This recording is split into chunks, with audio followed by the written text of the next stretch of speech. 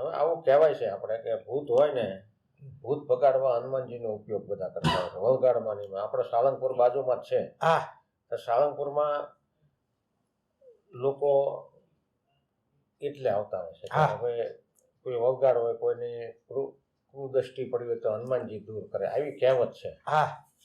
તો આપને કોઈ એવો અનુભવ થયા હતા કે હનુમાનજીના ઓલાથી આપણે કંઈ આરાધના કરી હોય, આપણે વિશેષ અનુષ્ઠાન કર્યું હોય અને કોઈ એક જગ્યાએથી એવું નેગેટિવ એનર્જી હોય જેના સામાન્ય ભાષામાં ભૂત કહે છે, પલિત કહે છે, એ નીકળી ગયું હોય અને આપને કોઈ એવો અનુભવ થયેલો? મારો મધ્યપ્રદેશનો અનુભવ બાપા. જી. મધ્યપ્રદેશમાં એક મોટું જબર મકાન હતું. કઈ જગ્યાએ મધ્યપ્રદેશમાં? મધ્યપ્રદેશ બદમાવર ગામ. અચ્છા.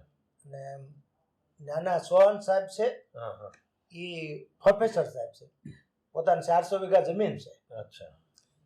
એની દ્વારા એક મકાનમાં કોઈ એવું કહેતો હતા કે બધા એમાં સૂઈ નથી શકતા, બેસી નથી શકતા, કંઈક પ્રયત્નની કંઈક તકલીફ થાય છે. મેં કીધું રાત્રિએ મને એમાં મૂકી દો તમે. તો મેં રાત્રિએ અંદર હનુમાન ચાલીસા અને સુંદરકાંડ કર્યા.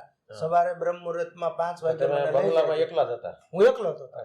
તો મને કાંઈ એવો અહેસાસ ન થયો બાપા કે ભાઈ આમ કોઈ અવાજ આવે છે કે ભૂત પિશાચ આવે છે, કોઈ વસ્તુ ન થયું. મેં કીધું હવે કાંઈ થાય છે નહીં. પછીનું કાંઈ થતું નથી, દાદાની મહેરબાની. એટલે એ લોકોને થતો હતો અનુભવ? હા, એને થતો હતો. બરોબર. તો મેં કીધું ભાઈ કાંઈ છે નહીં, મને તો કાંઈ થયું નહીં, હવે કાંઈ થાય છે નહીં. પછી એ લોકોને બંધ થઈ ગયું.